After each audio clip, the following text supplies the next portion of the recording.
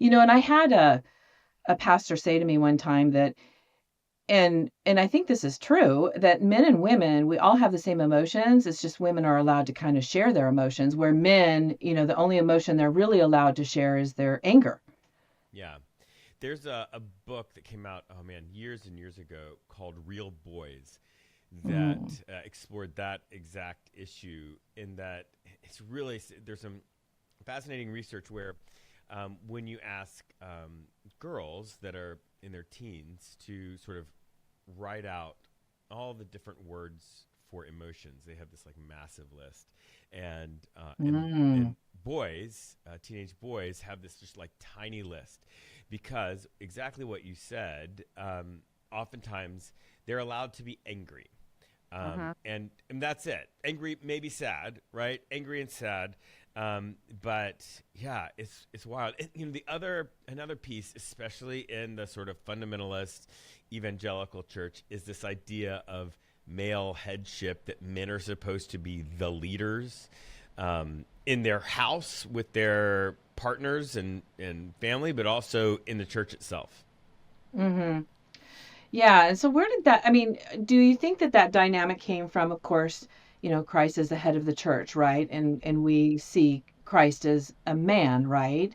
Yeah. And so it's been because I'll be honest, and I shared it with you before the recording, is I don't have a problem with God at all. Me Right. me and God have been tight for as long as I can remember. It's Right. been man that's come along, and in some Yeah. cases definitely men, but women as well, that have really kind of messed up that balance for me, and created a lot of confusion for me, and there was a lot of questions I had that I carried inside of me for years. Hmm. So, where do you think that started, and why is it carried on to today in today's Uh, churches? yeah. Well, I think it's really, it has very little to do with religion and church, and a whole lot to do with culture. And so, when you Yeah. when you go back in time, these cultures were patriarchal cultures in general, especially in the Western world where Christianity and Judaism sort of are birthed and grow into these massive movements. These are patriarchal cultures into which these things are being born. And one of the things that is clear is that while there are moments and there is a progression into more and more freedom, agency, um, all of that for women, the those movements, they were very much of that culture, of that Hmm. time, and so there was very little, like, you know culture. It's like air. Like, we don't notice it, we don't think about it. Culture just is, Yeah. and so it is very difficult to, even for most people on any given day, to notice the things that are just culturally defined, Hmm. right?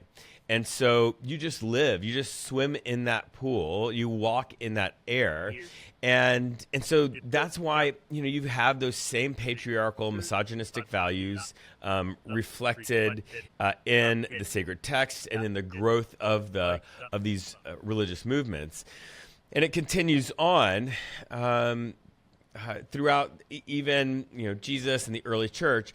However, there is a there is a breaking of some of that happens in early Christianity, and you'll actually, it's really fascinating. You see it the very first time you see it in the biblical text is in the genealogy of Jesus, Hmm. because you're thinking like, this father had this son who had this son who had this son who had this son who had Jesus.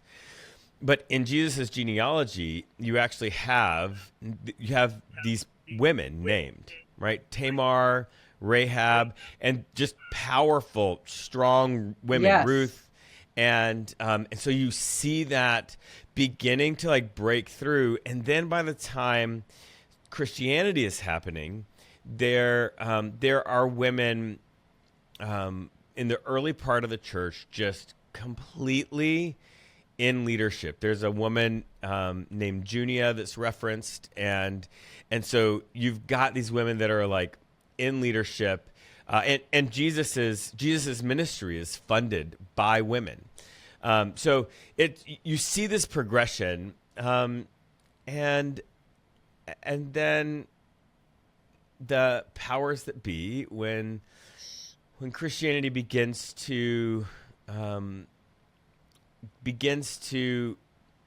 grow into something bigger than just this random, movement, and it begins to amass cultural power and influence in these very patriarchal, masculine dominated cultures like Rome in the early hundreds. The women's power is just taken away, and yeah, I think that's sort of the trajectory.